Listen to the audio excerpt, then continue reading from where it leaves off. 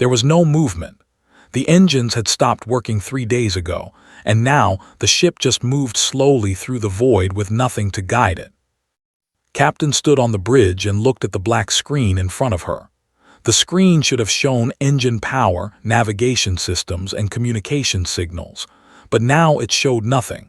Everything was dark and silent. She was like all the other passengers on this ship. They were a peaceful species with soft blue skin and large eyes that could see in very low light. They were not fighters. They were not warriors. They were farmers, teachers, and artists who had fled their home world when the raiders came. 200 souls were on this ship. 200 refugees who had left everything behind to find a new home, and now they were stuck in the middle of nowhere, waiting to die. "Captain," said Du, her first officer. He was young, barely 30 cycles old, but his eyes looked much older now. The past 3 days had aged everyone on the ship. "The water recyclers are failing. We have maybe 5 more days before we run out of clean water." Closed her eyes for a moment. 5 days. That was not enough time. They were in a part of space that no one traveled through. The chances of another ship finding them were very small. "What about the food?" she asked. "We have enough food for 10 days if we cut the portions in half," Du answered. "But the children need more. We cannot cut their food." Nodded, the children. There were 47 children on this ship, some of them very young. They did not understand what was happening. They did not understand that they might never see another sunrise. "Keep sending the distress signal," said. "Someone might hear us." Du looked at her with sad eyes. "Captain, we have been sending the signal for 3 days. No one has answered. This area of space is empty. The nearest station is 12 light years away. Even if someone heard our signal, they would not reach us in time." Knew he was right, but she could not give up. A captain never gave up on her crew. "Keep sending it," she said again. Du nodded and walked back to his station. He pressed the same button he had pressed 1,000 times before. The distress signal went out into the void, crying for help that would probably never come. In the lower decks, the passengers waited in the dim light. The ship had turned off most of the lights to save power. Only the emergency lights were on, giving everything a soft red glow. Jin sat in a corner with her daughter, a small child named Bai who was only 5 cycles old. Bai did not understand why the lights were so low. She did not understand why everyone looked so scared. "Mother, when will we get to the new home?" Bai asked. Jin held her daughter close. "Soon, my little star, soon." It was a lie. Jin knew it was a lie. But what else could she tell her child?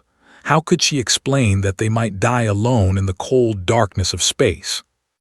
Other refugees sat in small groups, talking in quiet voices. Some of them prayed to old gods that their ancestors had believed in. Others just sat in silence, staring at nothing. An old male named Guy walked slowly through the crowd, checking on everyone. He had been a doctor on their home world, and even now he tried to help where he could. But there was not much he could do. The medical supplies were running low, and some of the sick passengers were getting worse. "How are you feeling?" Guy asked an elderly female who was lying on a makeshift bed. "Tired," she whispered, "so tired." Guy checked her pulse and frowned. Her heart was weak. Without proper medicine, she would not last much longer. "Rest now," he said softly. "Save your strength." The female closed her eyes and soon fell asleep. Guy watched her for a moment, then moved on to the next patient. Back on the bridge, was looking at a star map. She was trying to figure out where they were and if there was any chance of reaching a habitable planet. But the numbers did not look good. The nearest planet was too far away, and even if they could reach it, they had no way to land safely without working engines.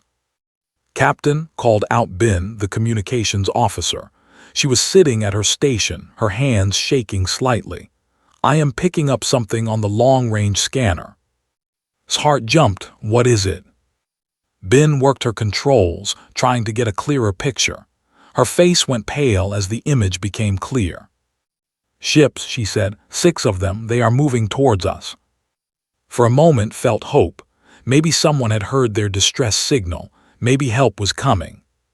But then Ben spoke again, and the hope died. They are raider ships, Captain, raiders. The bridge went silent. Everyone knew about the raiders. They were pirates who attacked weak ships and took everything they could. They killed anyone who resisted and sold the survivors as slaves. How long until they reach us?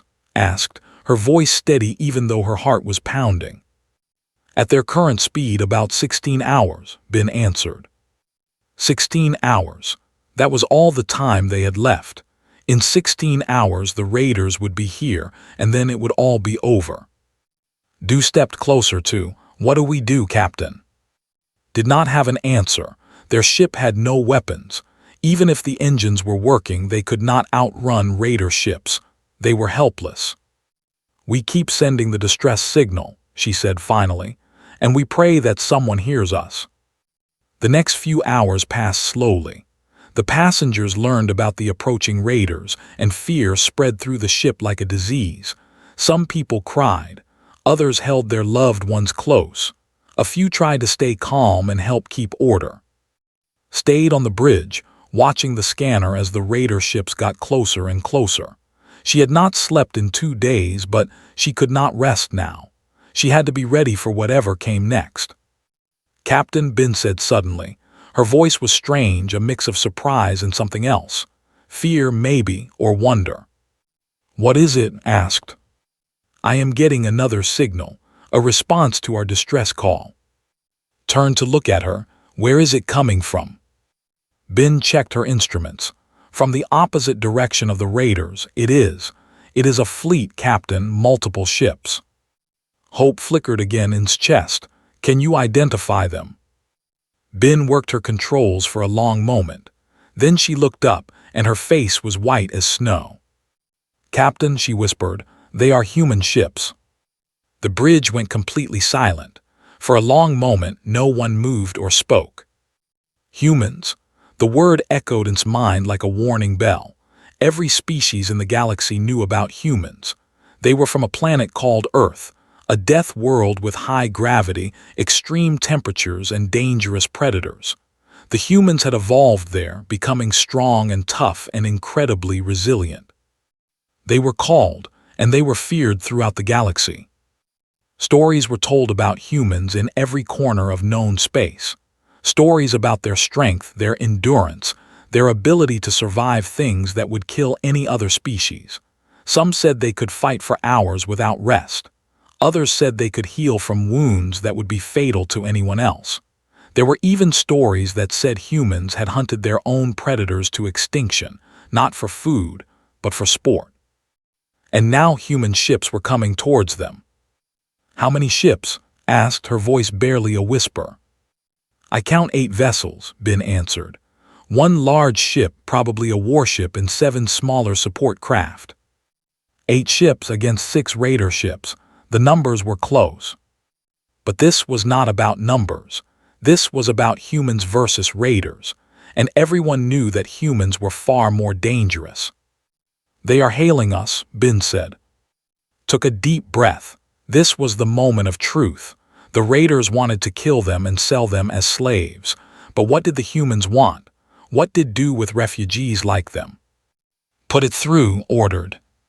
The main screen flickered to life, and saw her first human face. He was tall and broad, with dark hair and eyes that seemed to look right through her. His skin was a warm brown color, and there were small scars on his face that told stories of past battles. He wore a military uniform with symbols that did not recognize. "This is Commander Ho of the Terran warship Relentless," the human said. His voice was deep and strong but not unkind. "We received your distress signal. We are changing course to assist you. What is your situation?" Found it hard to speak. She was looking at a predator from a death world, and every instinct in her body was telling her to run, to hide, to get as far away as possible. But there was nowhere to run, and at least the human was asking about their situation. At least he seemed to want to help. "This is captain of the transport ship Gentle Dawn," she said, forcing her voice to stay steady. "We have 200 refugees on board. Our engines have failed and we have limited supplies. We also have raiders approaching our position." The human commander nodded. "We see the raiders on our scanners, 6 ships. They will not reach you before we do. Do not worry, Captain. Help is on the way." The communication ended, and the screen went dark. Stared at the blank screen for a long moment. Behind her, she could hear her crew whispering to each other. They were scared. They all were scared. Humans were coming. But so were the raiders, and between the two was not sure which one she should fear more. She looked out at the stars, at the endless void that surrounded them. Somewhere out there, 2 different kinds of danger were racing towards her ship. One wanted to take everything from them. The other, she did not know what the other wanted. All she could do was wait and hope that when the humans arrived, they would be rescuers and not something worse. In the lower decks, word spread quickly about the incoming ships. The passengers learned about the raiders and they learned about the humans. Fear turned to panic, and panic turned to despair. Little Bai looked up at her mother with wide, innocent eyes. "Mother, what is a human?" Jin held her daughter. They are creatures from a very dangerous world, my little star." "Are they bad?" Jin did not know how to answer. She had heard all the stories, all the terrible tales about. But she had also heard stories about raiders, about what they did to their victims. "I do not know," she admitted. "I truly do not know." Above them, Captain watched her scanner as 2 groups of ships moved closer and closer. The raiders from one direction, the humans from the other, and in the middle, her little transport ship full of refugees, waiting to see which fate would reach them first. The void was no longer silent. Help was coming, danger was coming. And nothing would ever be the same. The hours passed like years. Every minute felt like an eternity as the passengers of the Gentle Dawn waited in the dim red light of the emergency lamps. They waited for salvation or destruction, and they did not know which one would come first. Captain had not left the bridge since the human transmission. She stood in front of the main screen, watching the 2 groups of dots move across the star map. The raiders were getting closer, but the humans were faster. "They will reach us in 2 hours, Bin reported. "The humans, I mean. The raiders are still 6 hours away." 2 hours. In 2 hours they would be here. Felt her stomach twist with fear. She had never seen a human in real life. None of her crew had. Humans were rare in this part of the galaxy. They stayed mostly in their own territory, a section of space that other species avoided. But now they were coming here, and did not know what to expect. "Captain," Du said quietly, stepping up beside her. "The passengers are asking questions. They want to know what will happen when the humans arrive." Looked at him. "What should I tell them?" Du shook his head slowly. "I do not know. I have only heard stories about humans, terrible stories." "Tell me," said. "Tell me what you have heard." Du was silent for a moment, gathering his thoughts. Then he began to speak. "My grandfather told me about humans when I was young. He was a trader who traveled to many different systems, and he once saw a human in a space station. He said the human was tall, much taller than any, and strong. My grandfather watched the human lift a cargo container that would have taken 4 to move." Nodded. She had heard similar stories. "But that is not the scary part," Du continued. "My grandfather said the human was injured. There was a deep cut on his arm and blood was coming out, but the human did not seem to care. He just wrapped a piece of cloth around the wound and kept working. My grandfather said the human did not even show pain on his face." "They have a high tolerance for pain," Bin added from her station. "I read about it in the xenobiology database. Humans evolved on a planet where everything was trying to kill them. They developed the ability to ignore pain and keep functioning even when badly hurt." Felt a chill run down her spine. A species that could ignore pain. A species that kept fighting even when wounded. That was the definition of a nightmare. There is more, Du said. Humans are persistent predators. Do you know what that means? Shook her head. It means they do not hunt like other predators. They do not hide and wait for their prey. They do not chase their prey in a fast sprint. Instead, they follow their prey for hours, sometimes days, never stopping, never resting. They just keep coming slowly and steadily until their prey is too tired to run anymore. The bridge was silent. Everyone was listening now, and everyone was afraid. They hunted this way on their home world, Du continued. They would chase animals across great distances, walking and running for entire days without stopping, and eventually, the animals would collapse from exhaustion and the humans would catch them. Imagined it in her mind. A creature that never stopped chasing, that never gave up, that would follow you to the ends of the universe. It was terrifying. But surely they are civilized now, she said, trying to find some hope. They have ships and technology. They cannot be wild predators anymore. Ben made a sound that might have been a laugh, but there was no humor in it. That makes it worse, Captain. Now they have weapons and ships to match their predator instincts. A human with a gun is 100 times more dangerous than a human with a spear. Closed her eyes and took a deep breath. This was not helping. She needed to stay calm. She needed to think clearly.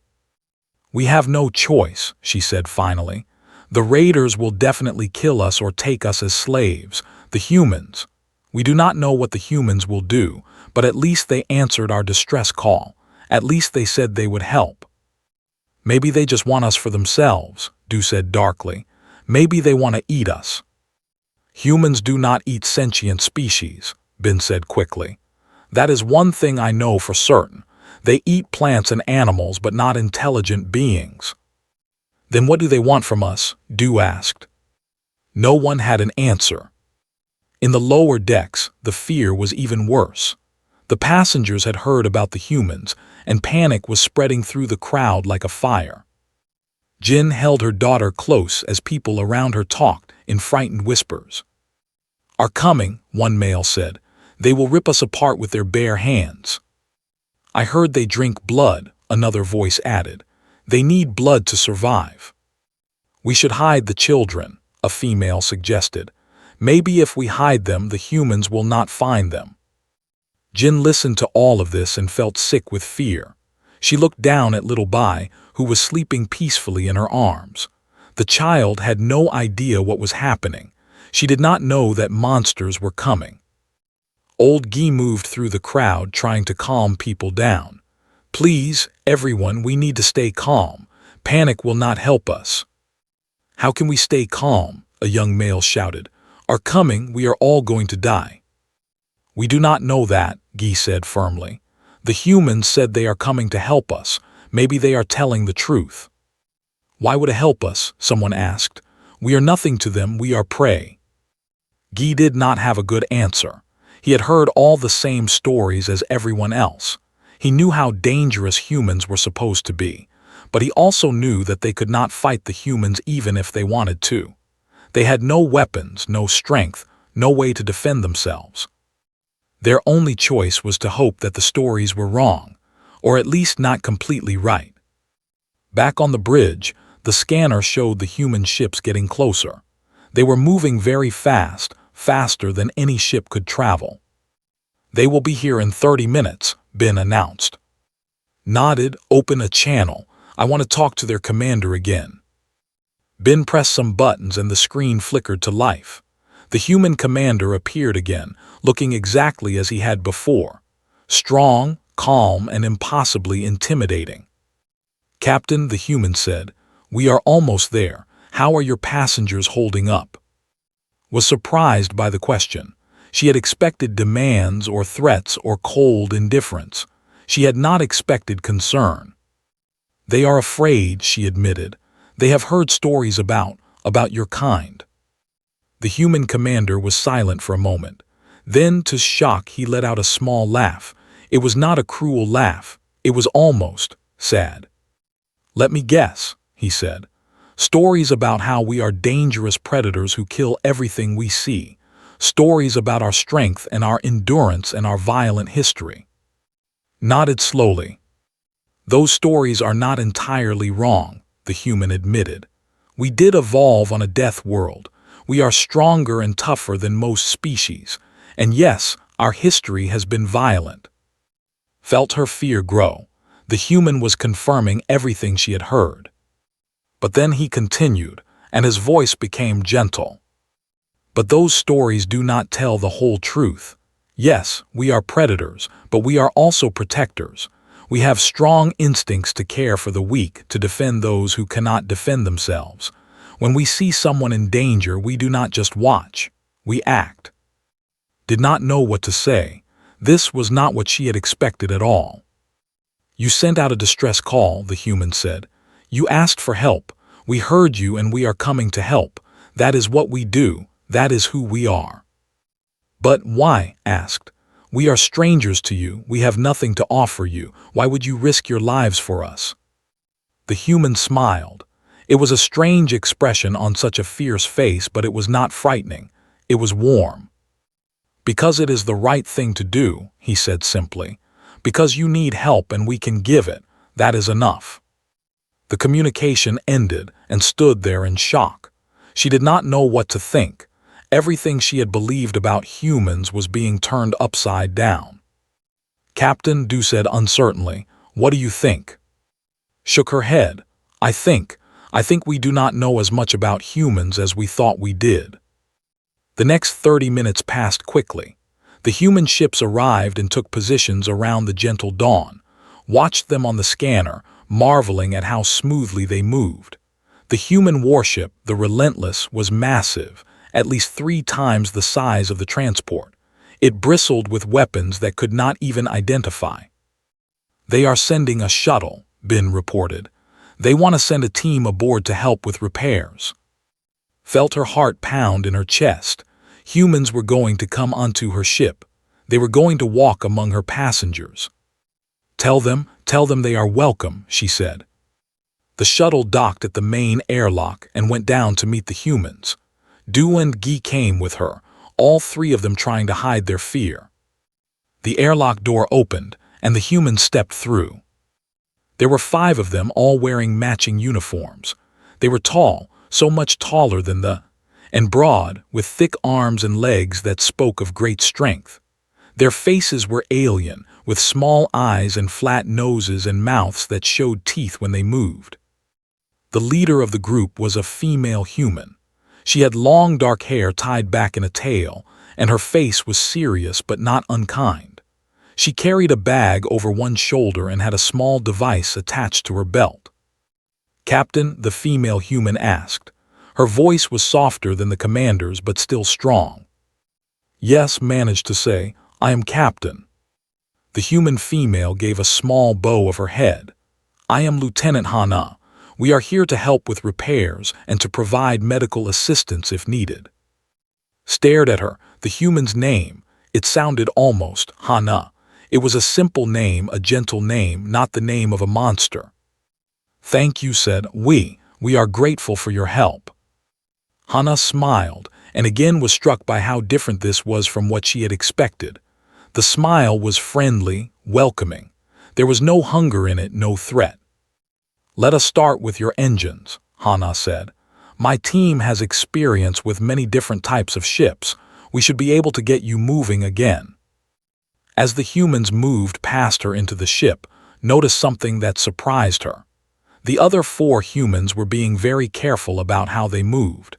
They walked slowly, kept their hands visible, and made sure not to make any sudden movements. They knew they were afraid of them, and they were trying not to make it worse.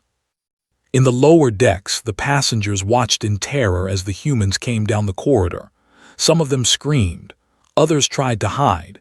Children cried and clung to their parents. But the humans did not attack. They did not roar or threaten or show their teeth. Instead, they started to do something incredible. They started to help. One human went to the water recycler and began working on it, pulling out broken parts and replacing them with new ones from his bag. Another human went to the food storage area and started handing out ration packs, making sure everyone got something to eat. A third human, a large male with gentle eyes, knelt down next to the sick passengers and began checking their vitals, speaking softly to them in broken. Jin watched all of this with wide eyes. Little Bai was awake now, staring at the strange creatures with curiosity instead of fear. "Mother," Bai whispered, "they are helping us."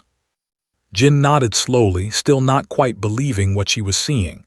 "Yes, my little star, they are helping us." The large human medic came over to them. Up close, he was even more intimidating, with arms as thick as tree trunks and scars on his hands, but his voice was soft when he spoke. "Is the little one okay?" he asked in clumsy. Jin nodded quickly, still afraid. The human reached into his bag and pulled out something small and colorful. It was a toy, a small stuffed animal in the shape of a creature Jin did not recognize. "For her," the human said, offering the toy to Bai, "to help her feel better." Bai took the toy with trembling hands. She looked at it, then looked at the human, and then she did something that shocked everyone. She smiled. "Thank you," she said in her tiny voice. The human smiled back. It was a big smile that showed his teeth, and it should have been terrifying, but somehow it was not. It was just kind. All around the lower deck, similar scenes were playing out. The humans were feeding the hungry, treating the sick, and comforting the scared. They were not acting like predators. They were acting like guardians. And slowly, very slowly, the fear began to change into something else. Hope. On the bridge, Captain watched the reports coming in from all over the ship. The engines were being repaired.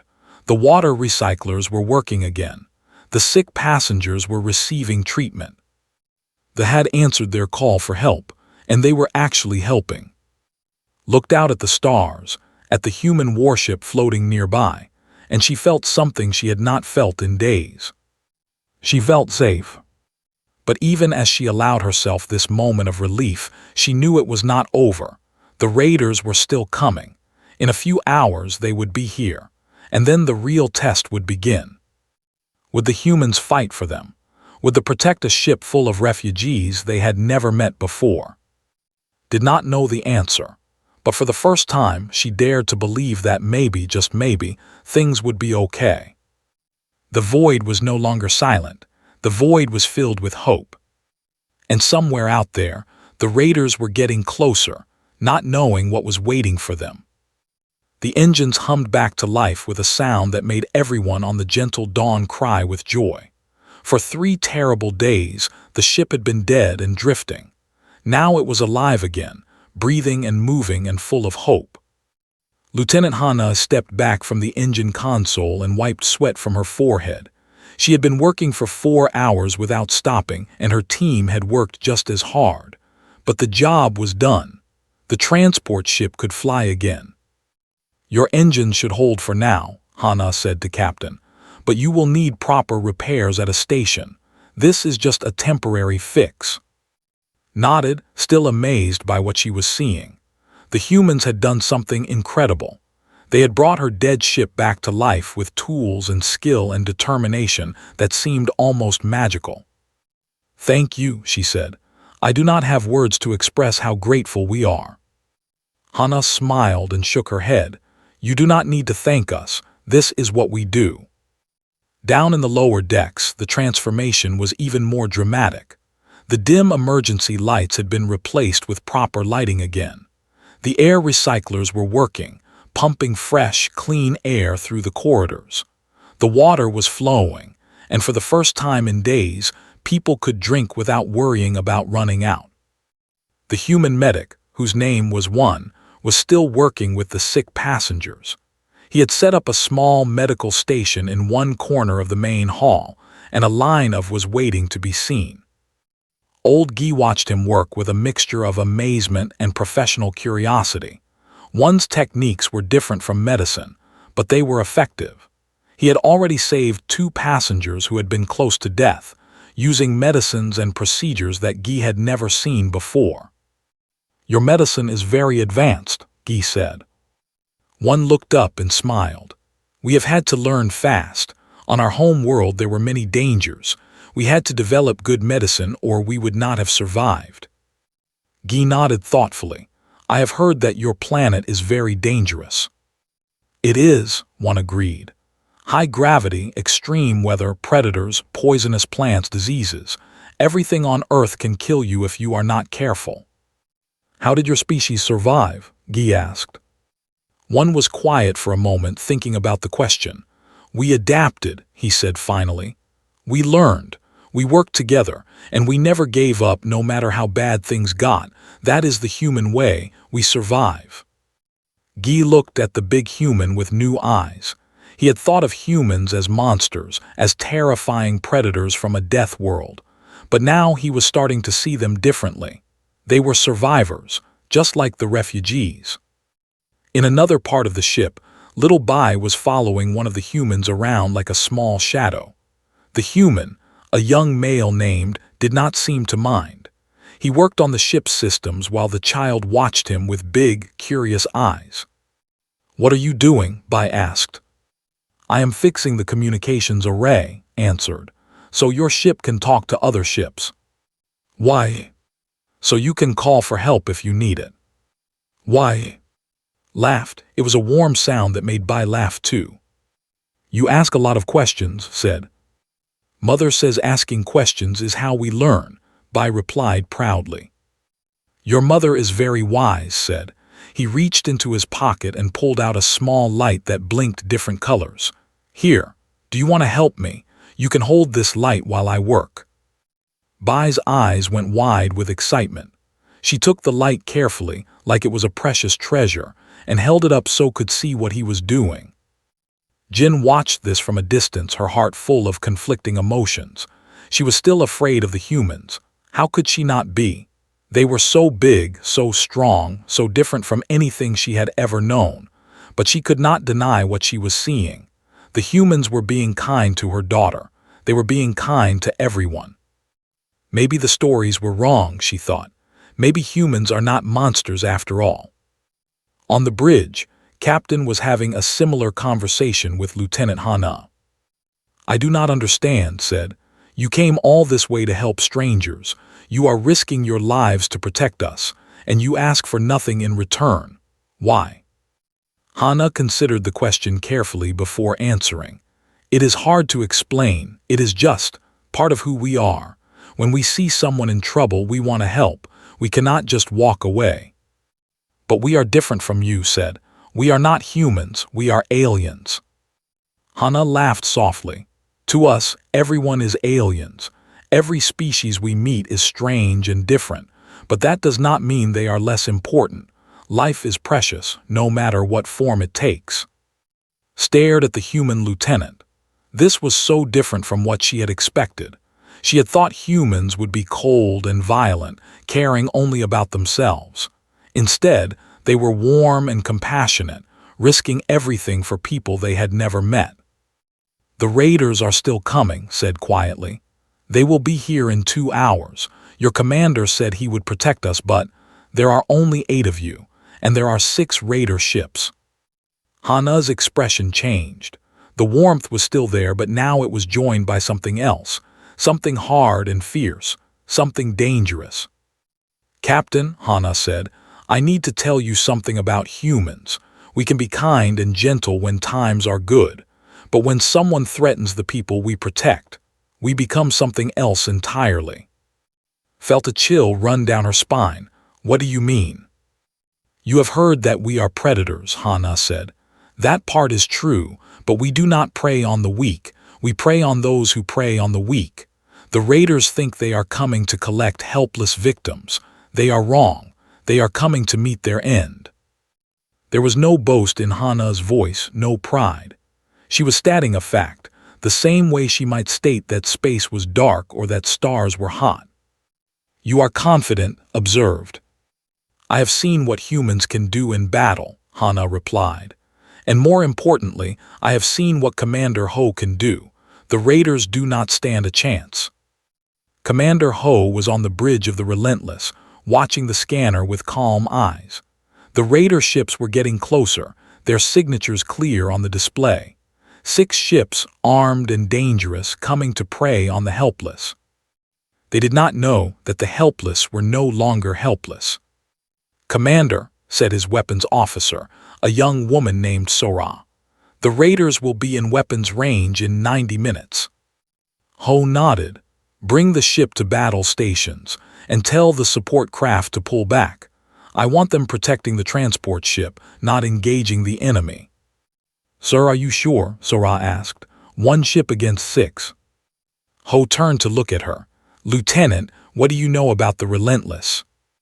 Sora thought for a moment. "It is a Defender-class warship, one of the most advanced vessels in the Terran fleet." "And what do you know about raiders?" "They use old ships, mostly salvaged or stolen. Their weapons are outdated and their crews are poorly trained." Ho nodded. "So we have 1 advanced warship against 6 outdated vessels with untrained crews, and we have something else they do not have." "What is that, sir?" "We have 200 innocent people to protect. That makes us more dangerous than they can possibly imagine." Sora did not fully understand, but she trusted her commander. She had served under him for 3 years, and she had seen him do incredible things. If he said they could win, they would win. Back on the Gentle Dawn, the passengers were learning about the coming battle. The fear that had faded was coming back, but it was different this time. Before, they had been afraid of the humans. Now, they were afraid for the humans. "They are going to fight for us," an old female said in wonder. "They are going to risk their lives for strangers." "Why would they do that?" a young male asked. "What do they gain?" No one had an answer, but they all felt the same thing. Gratitude. Deep, overwhelming gratitude for these strange creatures from a death world who had come to save them. Little Bai tugged on sleeve. "Are you going to fight the bad people?" Knelt down to look at her. "Not me. I am going to stay here and keep you safe, but my friends on the big ship will fight them." "Will they win?" Smiled and patted her head gently. "Yes, little one, they will win." "How do you know?" "Because they are humans," said simply, "and humans do not lose when they are protecting someone." The minutes ticked by. The human team finished their repairs and prepared to return to their shuttle. Lieutenant Hana gathered her people and said goodbye to Captain. "We will be back after the battle," Hana said. "Stay close to the support craft. They will keep you safe." Grabbed Hana's hand, an impulsive gesture that surprised them both. "Be careful and thank you for everything." Hana squeezed her hand gently. "Do not thank us yet. Thank us when this is over." The humans returned to their shuttle and flew back to the Relentless. On the transport ship, they gathered at the windows to watch. They saw the massive warship move into position between them and the approaching raiders. 1 ship against 6, 1 human warship against a fleet of pirates. Captain stood on the bridge, watching the scanner. She could see the raider ships now, ugly vessels covered in weapons and armor. They were spreading out, trying to surround the Relentless from multiple angles. "They are sending a message," Ben reported. "Put it through," ordered. The screen flickered and the face of the raider captain appeared. He was a species known for their cruelty and greed. His face was and twisted with malice. "Human vessel," the raider captain growled. "You are interfering with our hunt. Leave now and we will let you live." The screen split and Commander Ho's face appeared next to this. He looked completely calm, completely relaxed. "This is Commander Ho of the Terran warship Relentless," he said. "These refugees are under our protection. If you attack them, you attack us. I suggest you leave while you still can." The laughed a harsh, ugly sound. "1 ship? You think 1 ship can stop us? We have 6. We will tear you apart and feast on your corpses." Ho did not react to the threat. His voice remained steady and even. "I am going to give you 1 warning," he said. "Turn around and leave this system. If you do not, I will destroy every single one of your ships. There will be no survivors. This is not a negotiation. This is your only chance." The stopped laughing. He stared at the human commander with confusion and anger. No one had ever spoken to him like this before. No one had ever refused to show fear. "You are bluffing," the said. "You cannot possibly." "I am not bluffing," Ho interrupted. "I am making a promise. Leave now or die. The choice is yours." The face twisted with rage. "Fool, all ships attack, kill the human and take the refugees." The transmission ended, and the raider ship surged forward. On the gentle dawn, the passengers watched in horror as the battle began. 6 ships against 1. It seemed impossible. It seemed hopeless. But then something incredible happened. The Relentless moved. It moved faster than anything had ever seen. The massive warship dodged the first volley of raider fire and returned fire with devastating accuracy. Beams of light shot out from its weapons, cutting through the darkness of space. The first raider ship exploded. Just like that, in less than 30 seconds, one of the 6 ships was gone. The passengers gasped in shock. The humans had made it look easy. They had destroyed a raider ship like it was nothing. The remaining 5 raiders hesitated. They had expected an easy victory. They had expected the human ship to fall quickly. Instead, they had lost one of their own before even getting close. But they did not retreat. Their greed and pride would not let them. Instead, they attacked again, firing everything they had at the Relentless. And the Relentless danced. There was no other word for it. The massive warship moved through the enemy fire like it was dancing, dodging shots that should have been impossible to avoid. And all the while, it kept firing back, each shot hitting its target with perfect precision. A second raider exploded. Then a third. Captain watched with her mouth open in disbelief. The humans were not just winning. They were dominating. They were showing the raiders what a true predator looked like. The fourth raider tried to run, but the Relentless was faster. A single shot disabled its engines, and another shot destroyed its weapons. The ship drifted helplessly in space, defeated but alive. The fifth raider managed to hit the Relentless once. A small explosion bloomed on the warship's hull. On the transport ship, they cried out in fear. But the Relentless kept moving. The damage did not slow it down. The warship turned and fired, and the fifth raider ship broke apart in a ball of fire. Only one raider remained, the captain's ship. On the screen saw the captain's face again. He was no longer laughing.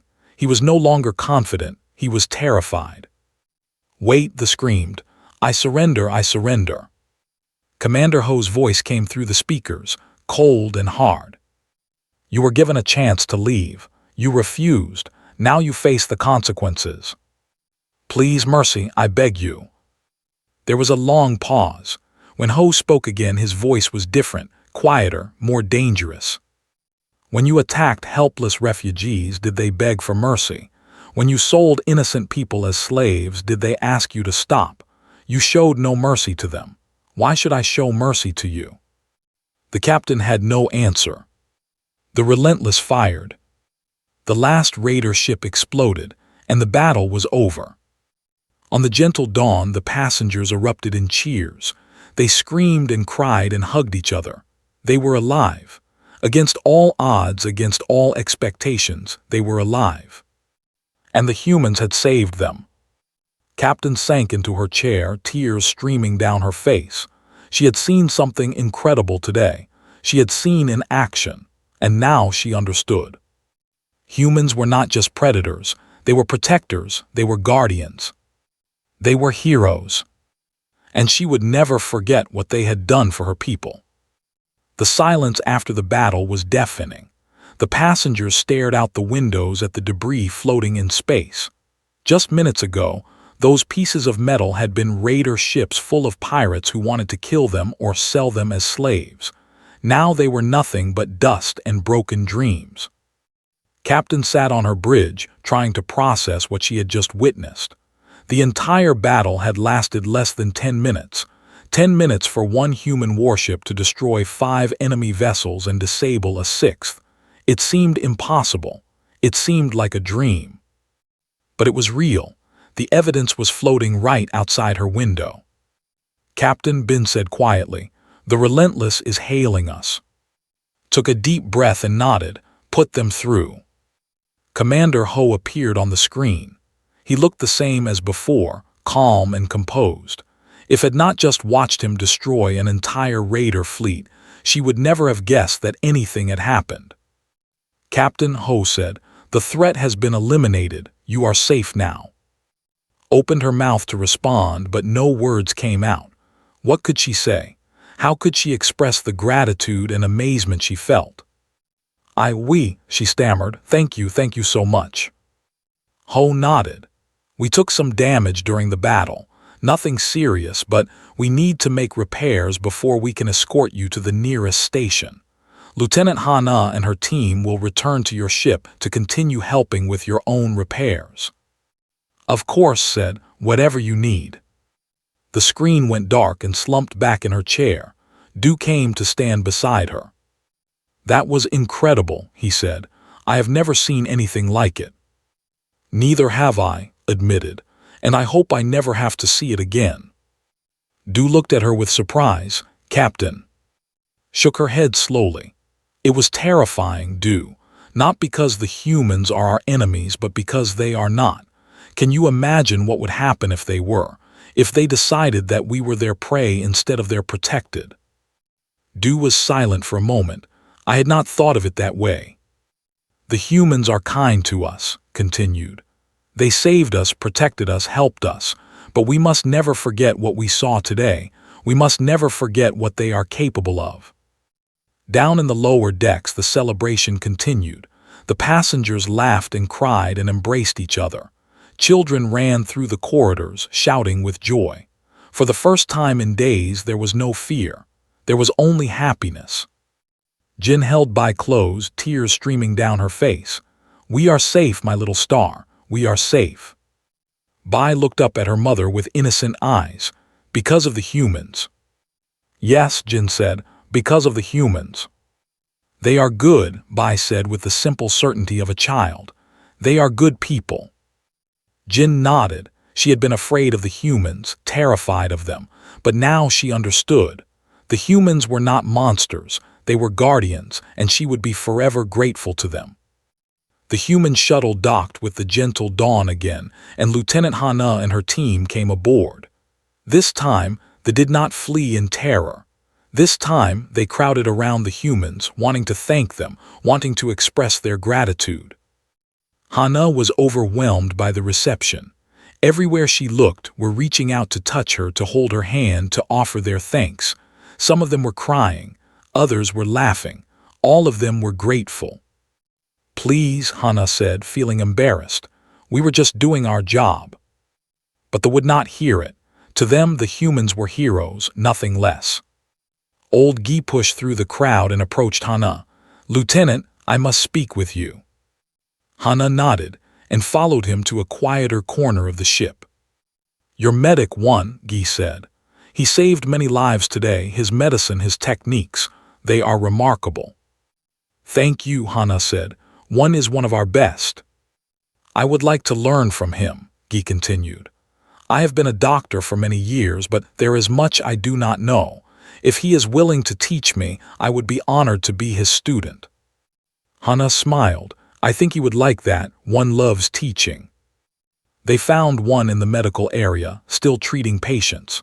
Despite the victory, there were still sick and injured who needed care. One had not taken a break since he arrived, and he showed no signs of stopping. "One," Hana said, "This is Guy. He is a doctor and he wants to learn from you." One looked up and smiled broadly. "Really? That would be wonderful. I have been wanting to learn about medicine too. We could teach each other." Guy was surprised. "You want to learn from me?" "Of course," one said. "Every species has developed their own medical knowledge. There is so much we can learn from each other." Guy felt something warm bloom in his chest. He had expected the humans to be proud and arrogant, convinced that their way was the only way. but one was humble and curious, eager to learn as well as teach. "I would be honored to share my knowledge with you," Guy said. And so, while the rest of the ship celebrated, two doctors from different worlds sat down together and began to teach each other. On the Relentless, the damage repairs were progressing quickly. The hit they had taken from the raider ship had been minor, just a small breach in the outer hull that was easily patched. But Commander Ho wanted everything perfect before they continued their journey. "Sir," Sora said, "we have finished repairs. We are ready to move." Ho nodded. "Good. Contact the transport ship. Tell them we will escort them to Station Vila 7. It is about 3 days away at their speed." "Yes, sir." Ho stood and walked to the window of his bridge. He looked out at the debris field, at the remains of the raider ships he had destroyed. He felt no pride in what he had done, no joy, only a quiet satisfaction that the innocent had been protected. His first officer, a man named Min, came to stand beside him. "The crew is curious, sir," Min said. "They want to know why we came all this way for these refugees. We were supposed to be on patrol in a different sector." "We received a distress call," Ho said simply. "We answered it." "But sir, we changed our entire course. We disobeyed our orders." Ho turned to look at Min. There were 200 innocent lives in danger, 200 souls who would have been killed or enslaved if we had not come. What kind of soldiers would we be if we ignored that? Min was silent for a moment, then he nodded. "The crew agrees, sir. They just wanted to hear you say it." Ho smiled slightly. "Good. Now let us get these people to safety." The journey to Station Vila 7 took 3 days, just as Ho had predicted. During that time, the humans and the grew closer. The fear that had once existed between them faded away, replaced by curiosity and friendship. Spent most of his time with little Bai, teaching her about human technology and listening to her endless questions. The child had completely lost her fear of humans and now followed everywhere like a small shadow. "Why do you have hair on your head but not on your arms?" she asked one day. Laughed. "Humans have hair on their arms too. It is just very thin and hard to see." "Why?" "Because we evolved that way. A long time ago, our ancestors had more hair, but over time most of it went away." "Why?" "Because, I am not actually sure. That is a good question." Bai beamed with pride. She had asked a question that even a human could not answer. Jin watched these interactions with a warm heart. She had been so afraid for her daughter, so worried about what would happen to them. But now, thanks to the humans, they were safe. And Bai had made a new friend. "Thank you," Jin said to one evening, "for being so kind to her." Shrugged, looking embarrassed. "She is a good kid, easy to be kind to." "Still, you did not have to spend so much time with her. You have duties on your ship." "My duty is to help people," said. "Right now, helping her is the most important thing I can do." On the 3rd day, they reached Station Vila 7. It was a massive structure, a hub of trade and travel in this sector of space. Ships of all kinds were docked there, from tiny shuttles to massive freighters. The refugees would be safe here. They could find new homes, new jobs, new lives. The Gentle Dawn docked at one of the lower berths, and the passengers began to disembark. Many of them stopped to say goodbye to the humans, thanking them one more time for everything they had done. Captain was the last to leave her ship. She walked down the ramp and found Commander Ho waiting for her. "Commander," she said, "I do not have words to express my gratitude." Ho shook his head. "You do not need to thank me, Captain. We did what any decent person would do." "No," said firmly. "You did what heroes do. There is a difference." Ho looked uncomfortable with the praise, but he did not argue. "What will you do now?" asked. "We will return to our patrol route," Ho said. "There are always people who need help." "And you will always help them." Ho smiled. "That is who we are, Captain. That is what humans do." Reached out and took his hand. It was warm and strong, the hand of a protector. "I will never forget what you did for us," she said. "I will tell everyone I meet about the humans who saved us. I will make sure the galaxy knows the truth about your kind." Ho squeezed her hand gently. "Just tell them we tried to do the right thing. That is all any of us can do." They parted ways, and Ho returned to his ship. The Relentless undocked from the station and began to move away, its engines glowing blue in the darkness. On the station, the refugees watched the human warship leave. Many of them waved, even though they knew the humans could not see them. They waved anyway because it felt right. Little Bai pressed her face against the window, watching the ship get smaller and smaller. "Goodbye," she whispered. "Goodbye, humans, thank you." The Relentless disappeared into the stars, and they began their new lives. But they would never forget. They would never forget the who answered their call. They would never forget the predators who became protectors. They would never forget the humans. On the station, a representative from the Galactic Council approached Captain. He was a tall being with gray skin and 4 arms, a member of a species did not recognize. "Captain," he said, "I have heard about your rescue. The humans saved your ship." "Yes," said proudly, "they did." The representative looked troubled. "This is unexpected. We have had many reports about humans, but most of them are negative, stories of violence and aggression." "The stories are wrong," said firmly. "The humans are the kindest, most courageous beings I have ever met. They risked their lives for strangers. They protected us when they had nothing to gain." The representative was silent for a long moment. Then he nodded slowly. "Perhaps we need to reconsider what we know about humans," he said. "Perhaps we have been wrong about them." "You have been very wrong," said, "and I intend to correct that mistake." She walked away, leaving the representative to think about what he had heard. The truth about humans was going to spread. The galaxy was going to learn what really were. Not monsters. Not villains. But heroes. Protectors. Friends. And was going to make sure everyone knew it. 1 year had passed since the rescue. 1 year since the Relentless had answered the distress call. 1 year since the refugees had learned the truth about humans. Captain stood at a podium in the Great Hall of the Galactic Assembly, the highest governing body in known space. Representatives from hundreds of species filled the seats before her, all watching and listening as she spoke. "For too long," said her voice strong and clear, "we have feared humans. We have told stories about their strength, their endurance, their violent history. We have called them predators. We have warned our children to stay away from them." She paused and looked out at the audience. Many of them were nodding. They had all heard those stories. They had all felt that fear. "I believed those stories too," continued. "When I learned that human ships were coming to rescue us, I was terrified. I thought we were trading one kind of doom for another.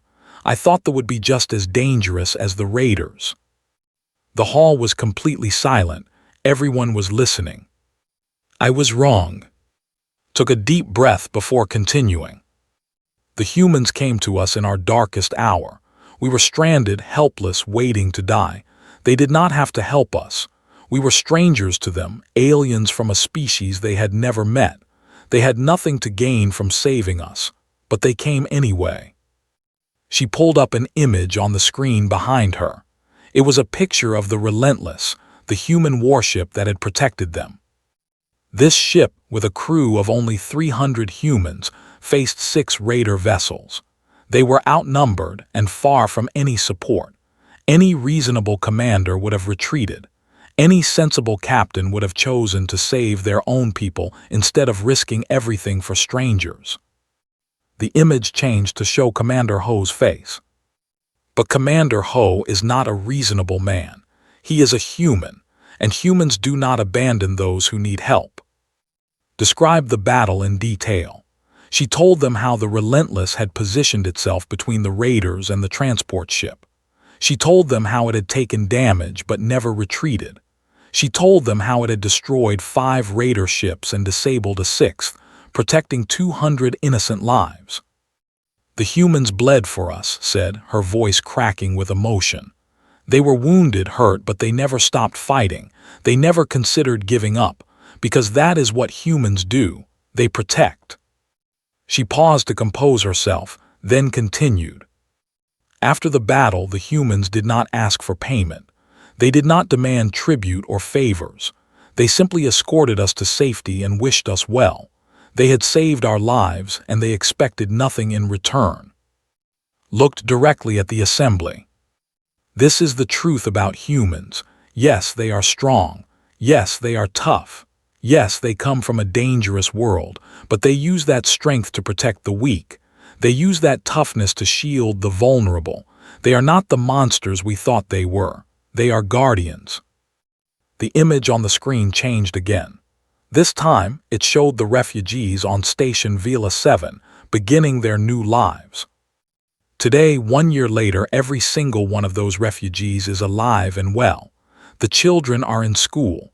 The families have new homes. The sick have been healed. All because humans chose to help us.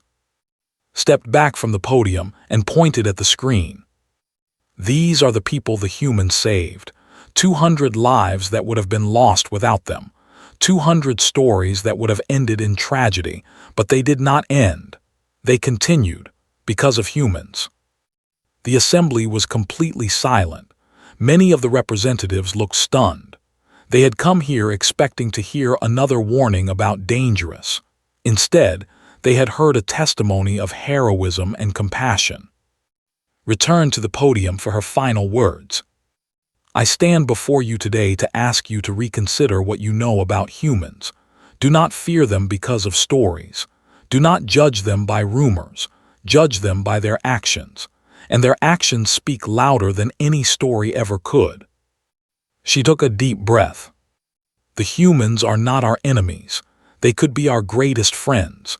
They could be our protectors, our allies, our partners in building a better galaxy. All we have to do is give them a chance.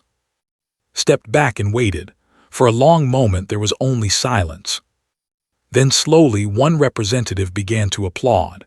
Then another. Then another. Soon the entire hall was filled with the sound of applause, hundreds of species clapping together in agreement. Felt tears running down her face. She had done it. She had changed how the galaxy saw humans. She had given them a chance. In the audience, a small group of humans sat watching. They had been invited to the assembly as guests of honor, but they had not expected this.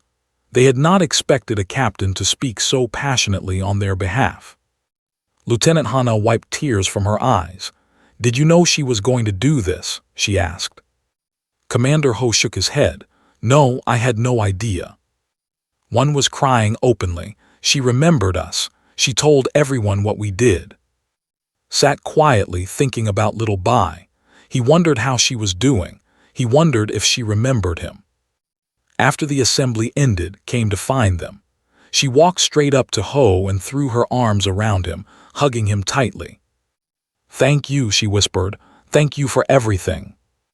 Ho was surprised by the hug, but he returned it gently. "You did not have to do this, Captain. We were just doing our duty." Stepped back and shook her head. "You did more than your duty. You saved us, and the galaxy needed to know the truth about your kind." She looked at the other humans, smiling at each of them in turn. The galaxy has been afraid of humans for too long, but fear comes from ignorance. Now they know the truth. Now they know what really protect. "What do we protect?" Hana asked. Smile grew wider. "Everything, everyone, anyone who needs help. That is what makes you so special. That is what makes you human." The next few months brought changes that no one had expected.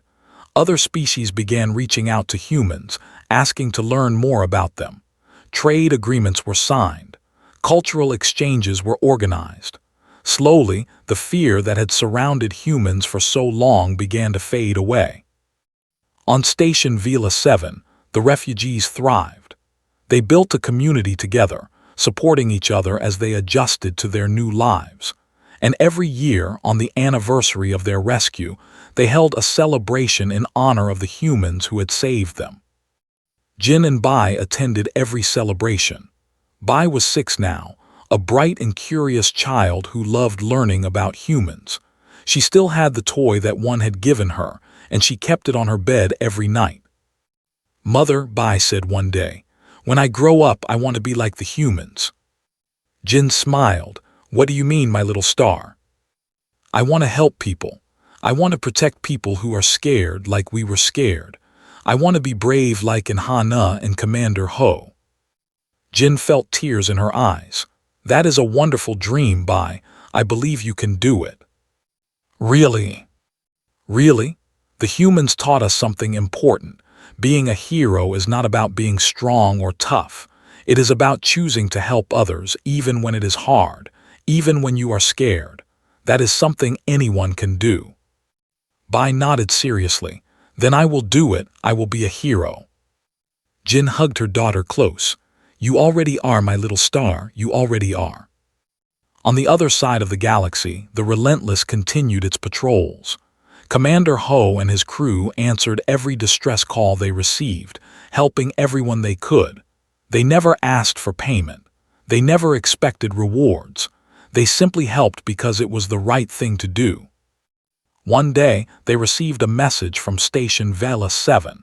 It was a video recording from the community. The video showed a large gathering of all of them smiling at the camera. In the front row stood Jin, Gi, and little Bai. They were holding a banner that read in both and human languages, "Thank you, humans. We will never forget." One by one, in the video spoke. "Thank you for saving my family," said an old male. "Thank you for giving us hope," said a young female. "Thank you for showing us that monsters can be heroes," said a child. Finally, Bai stepped forward. She looked directly at the camera, her eyes bright and confident. "Thank you," she said. "Thank you for being my friend. When I grow up, I am going to help people just like you helped us. I am going to be brave just like the humans, and I will never ever forget what you did for us." The video ended, and the bridge of the Relentless was silent. Was crying, one was crying, even Sora was crying. Commander Ho stood at his window, looking out at the stars with wet eyes. "Sir," Hana said quietly, "are you okay?" Ho nodded slowly. "I am fine, Lieutenant, more than fine." He turned to face his crew. "This is why we do what we do," he said. "Not for glory, not for rewards, but for moments like this, for people like them. This is what it means to be human." The crew nodded, understanding perfectly. Outside the window, the stars stretched out endlessly in all directions. Somewhere out there, people needed help. Somewhere out there, innocent lives were in danger. And the humans would be there to answer. Because that is what do. That is what protect. Everything. Everyone. Forever.